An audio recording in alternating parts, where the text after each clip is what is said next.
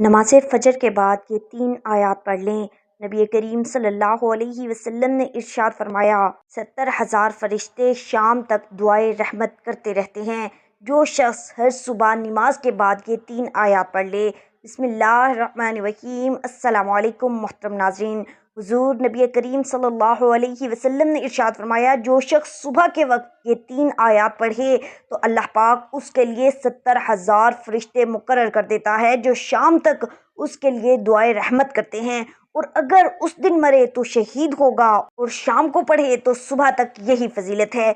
अल्लाह वालों, नमाज फ़जर इस्लाम की सबसे अहम इबादत है, जिसमें बेपनाह फजीलत, नूरानियत और बरकत छुपी हुई है। ये दिन के आगाज़ में अल्लाह से ताल्लुक़ को मजबूत करती है और दिल को सुकून व इत्मीनान अता फरमाती है। फजर की नमाज पढ़ने वालों के चेहरों पर नूर होता है, और ये नूर दुनिया व आखिरत में कामयाबी का ज़रिया बनता है। अहदीस में आया है कि फजर की नमाज पढ़ने वाला अल्लाह की हिफाजत में होता है। ये नमाज रिज़्क़ में बरकत, गुनाहों की माफ़ी और निजात का ज़रिया है। अहले ईमान के लिए ये कुर्ब इलाही का सबसे बेहतरीन वक्त है। तो कुर्ब इलाही हासिल करने के हवाले से आज आपकी खिदमत में नमाज फ़जर के वक्त एक ऐसी तस्बीह पढ़ने का अमल लेकर हाजिर हुई हूँ कि जो अर्श पर हलचल मचा देती है। इंसान जो मुँह से मांगता जाता है, अल्लाह ताला इसे अता कर देता है, क्योंकि इसकी सुबह का आगाज़ ही अल्लाह ताला की बाबरकत इबादत से होता है। तो सुबह के वक्त के तस्बीह पढ़ने से न सिर्फ गुनाह माफ़ हो जाते हैं, बल्कि जो भी फजर के वक्त की तस्बीह पढ़ता है,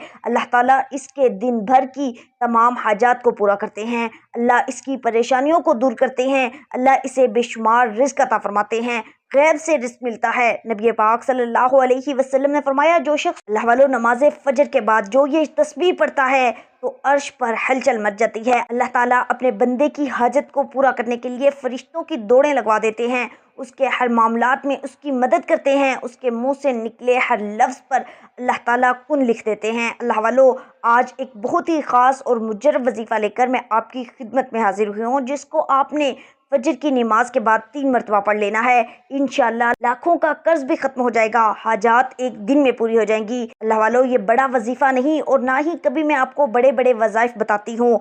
मुख्तसर सा अमल है। आज का वजीफा नहायत मुख्तसर वजीफा है। फजर के बाद आपने इस अमल को कर लेना है। इंशाअल्लाह इस वजीफे का असर आप देखेंगे, रिज़्क़, मालो दौलत की बहार लग जाएगी। ये खास दौलत और रिज़्क़ के हवाले से है, लेकिन आज का ये अमल सदक दिल के साथ आपने करना है। इस अमल को अगर फ़कीर भी करेगा तो वो भी अल्लाह पाक की इनायत और उसके फजलो करम से दौलत पर बैठकर राज करेगा, क्योंकि इस वजीफे में जो ताकत है, इस वजीफे का जो असर है, वो बहुत कम लोग जानते हैं। वैसे तो हमने अपने चैनल पर बेशुमार वज़ाइफ बताए हैं, लेकिन ये जो अमल है, ये वजीफ़ा, ये आपकी सारी परेशानियों को ख़त्म कर देगा। आपके ऊपर लाखों करोड़ों का कर्जा है तो इंशाअल्लाह वो भी चुटकियां बजाते अदा हो जाएगा। कर्ज के अदा होने के ऐसे असबाब पैदा होंगे, फिर आप सब हैरान रह जाएंगे। आपके पास दौलत की कमी है, आप किराए के घर में रहते हैं, आपको समझ में नहीं आती कि किराया कैसे अदा करें, घर का खर्चा कैसे चलाएं, क्योंकि आजकल महंगाई भी इतनी ज़्यादा है, एक वक्त का खाना भी मुश्किल हो चुका है। इंसान बहुत परेशान है और इंसान को सुकून सिर्फ रब के ज़िक्र में मिलता है। ये बात बहुत अहम मैं करने लगी हूँ कि जब इंसान आजिज़ी के साथ अल्लाह के सामने झुक जाता है, सजदे पे सजदा करता है, और फिर हर सजदे में रो रो कर, गिड़गिड़ा कर खूब ढेरों दुआएं मांगता है, तो उसको भी अल्लाह ताला ज़रूर अता फरमा देता है। हम हर वजीफ़े में आपको बताते हैं अल्लाह से मांगने का। जब आपको तरीका आ जाएगा तो फिर आपको मज़ीद वजीफ़े करने की ज़रूरत नहीं पड़ेगी। आप सिर्फ हाथ उठाएंगे और आपको मिलना शुरू हो जाएगा। लेकिन उससे पहले आपके कुछ आमाल होते हैं, आप जो छोटी छोटी गलतियां करते हैं, जिनको अगर आप सुधार लें और आप अपने कारोबार में हलाल तरीके से कारोबार करें या रिज़्क़ कमाने में हलाल ज़रिया इस्तेमाल करें, तो आपकी दुआएं ज़रूर कबूल होंगी। आप कोशिश करें कि आपके पूरे घर में हराम का एक लुकमा भी किसी के पेट में ना जाए। हलाल रिज़्क़ कमाने से ऐसा हो ही नहीं सकता कि इंसान अपने रब से मांगे और रब उसकी दुआ को रद्द कर दे, ऐसा कभी नहीं हो सकता। और ये वो वजीफ़ा है, जब ये वजीफ़ा कोई बंदा पढ़ता है तो इस वजीफ़े से उसके पास बेतहाशा दौलत आ जाती है। अल्लाह वालों, ये सारी नेमतें जो हैं, ये सारी बरकतें जो हैं, हलाल रिज़्क़ में और अल्लाह पाक का शुक्र अदा करने में पोशीदा हैं। कोशिश किया करें कि कसरत से अल्लाह ताला का शुक्र अदा करें। इंशाअल्लाह देखना कैसे आपके वारे न्यारे हो जाते हैं। اللہ والو، ذکر الہی کی اہمیت اور فضیلت اسلام میں نہایت عظیم ہے۔ یہ اللہ تعالیٰ سے تعلق جوڑنے، دل کو سکون عطا کرنے اور روحانی ترقی کا ایک اہم ذریعہ ہے۔ قرآن مجید اور احادیث مبارکہ میں ذکر الہی کی بے پناہ فضیلت بیان کی گئی ہے۔ اللہ تعالیٰ سے قربت کا ذریعہ ذکر الہی انسان کو اللہ کے قریب کرتا ہے۔ یہ بندے اور رب کے درمیان ایک روحانی رابطہ قائم کرتا ہے۔ اللہ تبارک و تعالیٰ فرماتے ہیں، فَاذْكُرُونِی أَذْكُرْكُم، تم مجھے یاد کرو میں تمہیں یاد کروں گا۔ ذکر الہی دل کو سکون اور اطمینان عطا کرتا ہے۔ اللہ تعالیٰ نے فرمایا، الا بذکر اللہ تطمئن القلوب، بے شک اللہ کے ذکر سے دلوں کو سکون ملتا ہے۔ ذکر الہی انسان کو شیطان کے وسوسوں اور شر سے محفوظ رکھتا ہے۔ رسول کریم صلی اللہ علیہ وسلم نے ارشاد فرمایا، جو شخص صبح و شام 100 بار سبحان اللہ و بحمدہ کہے، اسے اس دن اور رات کو ہر شر سے حفاظت ملے گی۔ ذکر الہی گناہوں کی بخشش کا باعث بنتا ہے۔ ذکر الہی ایک ایسی عبادت ہے جو ہر وقت ہر حال میں کی جا سکتی ہے، چاہے انسان بیٹھا ہو، لیٹا ہو یا چل رہا ہو۔ اللہ تبارک و تعالیٰ فرماتے ہیں، اور وہ لوگ جو اللہ کو کھڑے، بیٹھے اور لیٹے ہوئے یاد کرتے ہیں۔ نبی کریم صلی اللہ علیہ وسلم نے ارشاد فرمایا، کیا میں تمہیں وہ عمل نہ بتاؤں جو تمہارے لیے جنت کے خزانوں میں سے ہے؟ وہ ہے سبحان اللہ والحمد للہ ولا الہ الا اللہ واللہ اکبر۔ ایک حدیث مبارکہ میں ہے، نبی کریم صلی اللہ علیہ وسلم سے پوچھا گیا کہ کون سا عمل اللہ کو سب سے زیادہ پسند ہے؟ تو آپ صلی اللہ علیہ وسلم نے فرمایا، اللہ کا ذکر۔ ذکر الہی کرنے والوں کے ساتھ فرشتے ہوتے ہیں۔ اللہ تبارک ذکر الہی قیامت کے دن نور کا باعث ہوگا۔ نبی کریم صلی اللہ علیہ وسلم نے فرمایا، جو شخص اللہ کا ذکر کرتا ہے اس کے لیے قیامت کے دن نور ہوگا۔ ذکر الہی کا ایک ایک لفظ اللہ کے ہاں بہت بڑا اجر رکھتا ہے۔ ذکر الہی ایک ایسی عبادت ہے جو نہ صرف دنیا میں سکون، برکت اور حفاظت کا باعث بنتی ہے، بلکہ آخرت میں بھی جنت اور اللہ کی رضا کا ذریعہ ہے۔ یہ ہر مومن کے لیے ایک آسان اور عظیم عمل ہے جو اسے ہر حال میں اللہ سے جوڑے رکھتا ہے۔ لہٰذا ہر مسلمان کو اپنی زندگی میں ذکر الہی کو معمول بنانا چاہیے تاکہ وہ دنیا و آخرت کی کامیابی حاصل کر سکے۔ ذکر اور اس کے بعد اللہ کا شکر ادا کرنا۔ اللہ کا شکر ادا کرنا ایک عظیم عبادت اور ایمان کی نشانی ہے۔ سورہ ابراہیم آیت نمبر 7، اگر تم شکر کرو گے تو میں تمہیں اور زیادہ دوں گا، اور اگر تم ناشکری کرو گے تو بے شک میرا عذاب بہت سخت ہے۔ اس آیت سے معلوم ہوتا ہے کہ شکر نعمتوں میں اضافے کا سبب بنتا ہے، جبکہ ناشکری نعمتوں کے زوال اور عذاب کا باعث بنتی ہے۔ شکر ادا کرنا اللہ کی رضا حاصل کرنے کا ذریعہ ہے۔ اللہ تعالیٰ شاکر بندوں سے راضی رہتا ہے۔ نبی پاک صلی اللہ علیہ وسلم نے فرمایا، اللہ تعالیٰ اپنے اس بندے سے راضی ہوتا ہے جو اس کی دی ہوئی نعمت کھاتا ہے اور اس پر اس کی حمد بیان کرتا ہے، یا پیتا ہے اور اس پر اس کی حمد بیان کرتا ہے۔ شکر کرنے والا دل ہمیشہ مطمئن رہتا ہے۔ جو شخص اللہ کی نعمتوں پر شکر کرتا ہے وہ حسد، لالچ اور بے چینی سے محفوظ رہتا ہے۔ اللہ تعالیٰ فرماتے ہیں سورہ لقمان آیت نمبر 12 میں ترجمہ، اور جو شکر کرتا ہے وہ اپنے ہی فائدے کے لیے شکر کرتا ہے، یعنی شکر سے بندے کا اپنا دل پاکیزہ اور مطمئن ہوتا ہے۔ شکر ادا کرنا گناہوں کی مغفرت کا باعث بنتا ہے۔ اللہ کا شکر ادا کرنے والا بندہ اپنی کمزوریوں اور خطاؤں سے توبہ کرتا ہے جو اسے اللہ کی مغفرت کے قریب لے جاتا ہے۔ شکر بالقلب، یعنی دل سے اللہ کی نعمتوں کو تسلیم کرنا اور اس کا اقرار کرنا۔ نمبر 2، شکر باللسان، زبان سے اللہ کی حمد و ثنا کرنا، جیسے الحمدللہ کہنا، اور شکر بالعمل، اللہ کی نعمتوں کو اس کے حکم کے مطابق استعمال کرنا، جیسے مال کو خیرات میں خرچ کرنا، علم کو پھیلانا اور جسم کی صحت کو عبادت میں لگانا۔ شکر کی 5 عملی صورتیں ہیں۔ الحمدللہ کا ورد کرنا، ہر حال میں الحمدللہ کہنا، خاص طور پر کھانے پینے، نعمت ملنے یا مشکل سے نجات کے بعد۔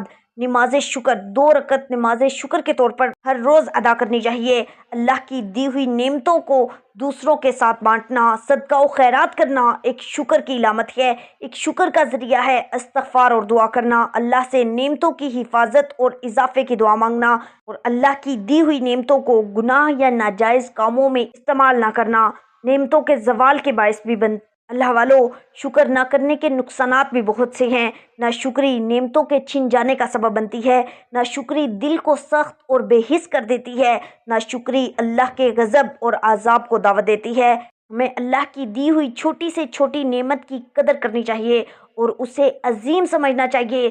زبان اور عمل سے شکر کا اظہار کرنا چاہیے۔ اللہ کا شکر ادا کرنا ایک ایسی عبادت ہے جو بندے کو دنیا میں عزت، برکت اور سکون عطا کرتی ہے اور آخرت میں اللہ کی رضا اور جنت کا باعث بنتی ہے۔ شکر گزار بندہ ہمیشہ اللہ کے فضل و کرم سے مالا مال رہتا ہے۔ ہر مومن کو چاہیے کہ وہ اپنی زندگی میں شکر کو اپنا شعار بنائے اور ہر حال میں اللہ کی نعمتوں پر اس کی حمد و ثنا کرے۔ اللہ تعالیٰ ہمیں نعمتوں کا شکر ادا کرنے کی توفیق عطا فرمائے۔ اللہ والو، آئیے اب وقت کی نزاکت کو مد نظر رکھتے ہوئے چلتے ہیں آج کے وظیفے کی طرف۔ سب سے پہلے آپ نے ایک مرتبہ اعوذ باللہ من الشیطان الرجیم بسم اللہ الرحمن الرحیم پڑھ لینی ہے۔ یہ دونوں کلمات اللہ کی پناہ مانگنے اور اس کے نام سے آغاز کرنے کا ذریعہ ہیں۔ تعوذ پڑھنے سے شیطان کے وسوسوں اور شر سے اللہ کی پناہ ملتی ہے۔ رسول کریم صلی اللہ علیہ وسلم نے فرمایا، جب تم قرآن پڑھو تو شیطان رجیم سے اللہ کی پناہ مانگو۔ تعوذ عبادت کو شیطانی مداخلت سے پاک کرتا ہے، جس سے عمل اللہ کے ہاں مقبول ہو جاتا ہے۔ تعوذ ذہن کو، دل کو وسوسوں سے آزاد کر کے سکون عطا فرماتا ہے اور تسمیہ پڑھ کر کسی کام کا آغاز کرنے سے اس میں برکت ہوتی ہے۔ نبی کریم صلی اللہ علیہ وسلم نے فرمایا، ہر اہم کام جو بسم اللہ کے بغیر شروع کیا جائے وہ ناقص رہتا ہے۔ تسمیہ اللہ کے رحمان اور رحیم ہونے کی یاد دلاتی ہے، جو رحمت الہی کو دعوت دیتی ہے۔ تسمیہ ہر نیک کام جیسے کھانا پینا یا عبادت شروع کرنے کا یہ سنت طریقہ ہے۔ تعوذ اور تسمیہ پڑھنا اللہ سے پناہ مانگنے اور اس کے نام سے کام شروع کرنے کی عظیم سنت ہے۔ یہ شیطان سے حفاظت، برکت اور اللہ کی رضا کا ذریعہ ہیں۔ ہر مسلمان کو ہر اہم کام سے پہلے ان کلمات کو پڑھنے کا اہتمام کرنا چاہیے تاکہ دنیا و آخرت میں کامیابی حاصل ہو۔ اللہ ہمیں ان کلمات کی برکتوں سے مالا مال فرمائے۔ تعوذ اور تسمیہ پڑھنے کے بعد آپ نے نبی کریم صلی اللہ علیہ وسلم کی ذات مبارکہ پر 3، 7 یا 11 مرتبہ درود پاک پڑھنا ہے۔ درود پاک آپ کوئی سا بھی پڑھ سکتے ہیں۔ آپ صلی اللہ علیہ وسلم پڑھ لیں، صلی اللہ علیہ محمد پڑھ لیں، یا آپ نماز والا درود ابراہیمی پڑھ لیں، اور درود ابراہیمی کی فضیلت سب سے زیادہ ہے۔ اللہ والو، درود پاک پڑھنا اس کا حکم اللہ تعالیٰ نے قرآن کریم میں دیا ہے۔ اللہ تبارک و تعالیٰ فرماتا ہے، ان اللہ و ملائکتہ یصلون علی النبی یا ایھا الذین آمنوا صلوا علیہ وسلموا تسلیما۔ بے شک اللہ اور اس کے فرشتے نبی پر درود بھیجتے ہیں۔ اے ایمان والو، تم بھی ان پر درود اور سلام بھیجو۔ درود پاک پڑھنے سے اللہ کی رحمت نازل ہوتی ہے۔ نبی پاک صلی اللہ علیہ وسلم نے فرمایا، جو شخص مجھ پر ایک بار درود پاک پڑھتا ہے اللہ اس پر 10 رحمتیں نازل فرماتا ہے۔ روح شریف گناہوں کی مغفرت کا باعث بنتا ہے۔ نبی پاک صلی اللہ علیہ وسلم نے ارشاد فرمایا، جو شخص مجھ پر ایک بار درود پڑھتا ہے اللہ تعالیٰ اس کے لیے 10 درجے بلند کر دیتا ہے، اس کے 10 گناہ معاف کرتا ہے، اس کے لیے 10 نیکیاں لکھتی جاتی ہیں۔ درود پاک پڑھنے والے کو قیامت کے دن نبی کریم صلی اللہ علیہ وسلم کی شفاعت نصیب ہوگی۔ آپ صلی اللہ علیہ وسلم نے فرمایا، جو شخص مجھ پر سب سے زیادہ درود پڑھے گا وہ قیامت کے دن میری شفاعت کے سب سے زیادہ قریب ہوگا۔ درود پاک پڑھنے والے کے لیے فرشتے رحمت کی دعا کرتے ہیں اور اللہ تعالیٰ اس سے راضی ہوتا ہے۔ درود پاک پڑھنا اللہ کی رحمت، مغفرت اور نبی کریم صلی اللہ علیہ وسلم کی شفاعت حاصل کرنے کا عظیم ذریعہ ہے۔ یہ ایک ایسی عبادت ہے جو ہر وقت کی جا سکتی ہے اور اس کا اجر دنیا و آخرت میں بے انتہا ہے۔ درود پاک پڑھنے سے دعائیں قبول ہوتی ہیں، اس لیے ہمیں چاہیے کہ ہم ہر عمل سے، وظیفے سے پہلے درود پاک لازمی پڑھا کریں۔ درود پاک کے بغیر کوئی عمل، کوئی وظیفہ قبول نہیں ہو سکتا۔ حضرت عبداللہ بن عمر رضی اللہ تعالیٰ عنہ فرماتے ہیں کہ ایک شخص حضور نبی کریم صلی اللہ علیہ وسلم کی خدمت میں حاضر ہوا اور اپنی تنگ دستی کی شکایت کرنے لگا تو آپ صلی اللہ علیہ وسلم نے اس آدمی سے فرمایا، تمہیں وہ تسبیح بھول گئی جو ملائکہ کی تسبیح ہے، تمام مخلوقات کی تسبیح ہے، اس کے ذریعے سب کو رزق دیا جاتا ہے۔ رسول کریم صلی اللہ علیہ وسلم نے ارشاد فرمایا، جو شخص صبح کے وقت 3 بار اعوذ باللہ السمیع العلیم من الشیطان الرجیم کہے اور سورہ حشر کی آخری 3 آیات پڑھے تو اللہ پاک اس کے لیے 70,000 فرشتے مقرر کر دیتا ہے جو شام تک اس کے لیے دعائے رحمت کرتے ہیں۔ اگر اس دن مرے تو شہید ہوگا اور شام کو پڑھے تو صبح تک یہی فضیلت ہے۔ سورۃ الحشر کی آخری 3 آیات اللہ کے اسماء الحسنی اور اس کی عظیم صفات پر مشتمل ہیں، جن کی تلاوت اور عمل کی بے پناہ فضیلت و برکت احادیث مبارکہ میں بیان کی گئی ہے۔ یہ آیات اللہ تعالیٰ کی وحدانیت، قدرت اور رحمت کی عظمت کو اجاگر کرتی ہیں۔ بسم اللہ الرحمن الرحیم۔ واللہ الذی لا الہ الا هو عالم الغیب والشہادۃ هو الرحمن الرحیم۔ واللہ الذی لا الہ الا هو المالک القدوس السلام المؤمن المہیمن العزیز الجبار المتکبر سبحان اللہ عما یشرکون۔ واللہ الخالق الباری المصور لہ الاسماء الحسنی یسبح لہ ما فی السماوات والارض وہو العزیز الحکیم۔ یہ آیات اللہ کے خوبصورت ناموں اور صفات پر مشتمل ہیں جن کی تلاوت سے بندے کا ایمان مضبوط ہو جاتا ہے اور اللہ سے قربت حاصل ہوتی ہے۔ رسول اللہ صلی اللہ علیہ وسلم نے فرمایا، اللہ کے 99 نام ہیں، جو انہیں یاد کرے گا وہ جنت میں داخل ہوگا۔ ان آیات میں اللہ کے کئی اسماء حسنی مثلا رحمان، رحیم، مالک، قدوس وغیرہ شامل ہیں۔ ان آیات کی تلاوت صبح و شام کرنے سے اللہ تعالیٰ بندے کو ہر شر سے اور ہر آفت سے محفوظ رکھتا ہے۔ ایک حدیث پاک میں ہے کہ جو شخص صبح و شام 3 بار ان آیات کو پڑھے اسے اس دن اور رات کو ہر شر سے حفاظت ملتی ہے۔ ان آیات کی تلاوت گناہوں کی معافی اور دل کی پاکیزگی کا باعث بنتی ہے۔ یہ اللہ تعالیٰ کی عظمت اور اس کی وحدانیت کی یاد دلاتی ہیں جو بندے کو گناہوں سے دور رکھتی ہیں۔ ان آیات کو پڑھ کر دعا مانگنے سے دعاؤں کی قبولیت کے امکانات بڑھ جاتے ہیں، کیونکہ یہ آیات اللہ کے اسماء عظیم پر مشتمل ہیں اور اللہ کے ناموں سے مانگنے کی بڑی فضیلت ہے۔ ان آیات کی تلاوت سے دل کو سکون اور اطمینان ملتا ہے، کیونکہ یہ اللہ کی رحمت، قدرت اور عزت کی بات کرتی ہیں۔ اللہ تعالیٰ فرماتے ہیں، الا بذکر اللہ تطمئن القلوب، بے شک اللہ کے ذکر میں دلوں کا سکون ہے۔ قیامت کے دن یہ آیات پڑھنے والے کے لیے نور کا باعث ہوں گی، کیونکہ یہ اللہ کے ذکر اور اس کی تسبیح پر مشتمل ہیں۔ صبح و شام ان کا ورد کرنا حفاظت اور برکت کا باعث ہے، اور نماز کے بعد ان آیات کی تلاوت کرنے سے روحانی ترقی اور مغفرت حاصل ہوتی ہے۔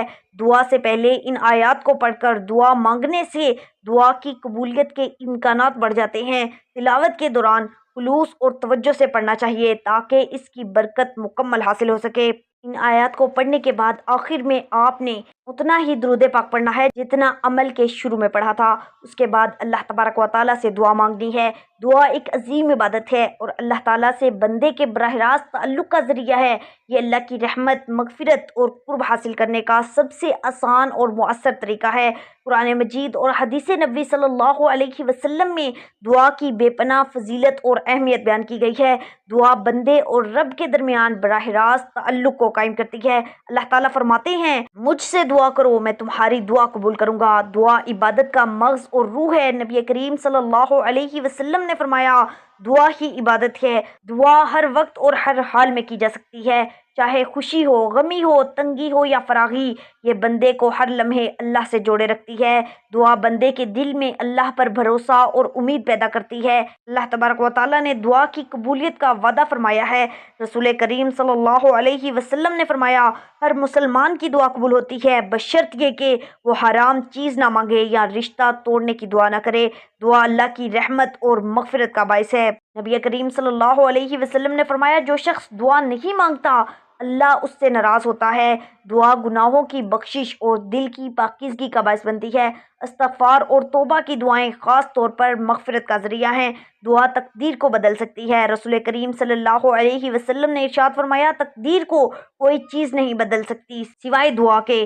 دعا کرنے والے کے لیے فرشتے بھی رحمت کی دعا کرتے ہیں، جو اس کے لیے اضافی برکت کا باعث بنتی ہے۔ دعا اللہ کی رضا کے لیے خلوص دل سے مانگنی چاہیے۔ دعا سے پہلے اور بعد میں درود پاک لازمی پڑھنا چاہیے، ورنہ دعا زمین اور آسمان کے درمیان لٹکی رہتی ہے۔ حرام مال سے بچنا چاہیے، کیونکہ حرام رزق دعا کی قبولیت میں رکاوٹ کا باعث بنتا ہے۔ دعا مانگتے وقت اللہ پر کامل یقین رکھنا کہ وہ ضرور سنے گا اور ضرور قبول کرے گا۔ دعا عاجزی اور گڑ گڑا کر مانگنی چاہیے۔ اللہ والوں، کوئی بھی وظیفہ نماز کے بغیر مکمل نہیں ہوتا۔ آپ نے 5 وقت کی نماز لازمی ادا کرنی ہے، حسب توفیق صدقہ و خیرات بھی دینا ہے۔ انسان نماز کے دوران اللہ تعالیٰ کی طرف متوجہ ہوتا ہے اور اللہ تعالیٰ انسان کو سجدہ کرتے وقت ہی سب سے زیادہ پسند کرتا ہے۔ جب انسان نماز کے لیے کھڑا ہوتا ہے تو جنت کے دروازے کھول دیے جاتے ہیں اور نماز کی طرف جتنے قدم بڑھاتا ہے اس کے اتنے گناہ معاف کر دیے جاتے ہیں اور اتنا ہی ثواب اس کے حق میں لکھ دیا جاتا ہے۔ اللہ تعالیٰ قرآن کریم میں ارشاد فرماتا ہے، یہ کتاب پرہیزگاروں کے لیے ہدایت کا ذریعہ ہے، اور غیب پر ایمان لائیں اور نماز قائم کریں، اور ہم نے جو دیا اس میں سے اللہ کی راہ میں خرچ کرتے ہیں۔ اللہ تعالیٰ فرماتا ہے، بے شک نماز قائم کرو اور زکوٰۃ ادا کرو، اور رکوع کرنے والوں کے ساتھ نماز پڑھو، یعنی مسلمانوں کے ساتھ رکوع کرو۔ نماز کے ترک کرنے پر بہت زیادہ وعید قرآن کریم میں نازل ہوئی ہے۔ نماز کو قضا کر کے پڑھنے والوں کے لیے اللہ تعالیٰ فرماتا ہے، خرابی ان نمازیوں کے لیے جو اپنی نمازوں سے بے خبر ہیں، وقت گزار کر پڑھتے ہیں۔ اللہ تعالیٰ اسی طرح ایک اور جگہ ارشاد فرماتا ہے، ترجمہ، بے شک نماز مومنوں پر اپنے مقررہ وقت میں ادا کرنا فرض ہے، اور فرماتا ہے کہ نماز قائم کرو اور زکوٰۃ دو۔ پورے قرآن پاک میں مختلف مقامات پر مختلف طریقوں سے 186 مرتبہ اپنے بندوں کو اللہ تعالیٰ نے نماز قائم کرنے کا حکم دیا ہے، کیونکہ نماز تمام برائیوں سے روکتی ہے۔ قرآن کریم میں اس کا ذکر ہے، بے شک نماز تمام برائیوں اور برے کاموں سے روکتی ہے۔ اللہ تعالیٰ ہمیں 5 وقت کی نماز پڑھنے کی طاقت و توفیق عطا فرمائے۔ اللہ تعالیٰ میرا سنانا اور آپ کا سننا اپنی پاک اور بلند بارگاہ میں قبول و منظور فرمائے۔ اللہ تعالیٰ آپ سب کو خوش اور آباد رکھے، ہمیشہ ہنستے اور مسکراتے رہیے۔ ملتے ہیں انشاءاللہ ایک اور وظیفے کے ساتھ، تب تک کے لیے اپنا بہت سارا خیال رکھیے گا، اور اپنے اس چینل کا بھی۔ اللہ نگہبان۔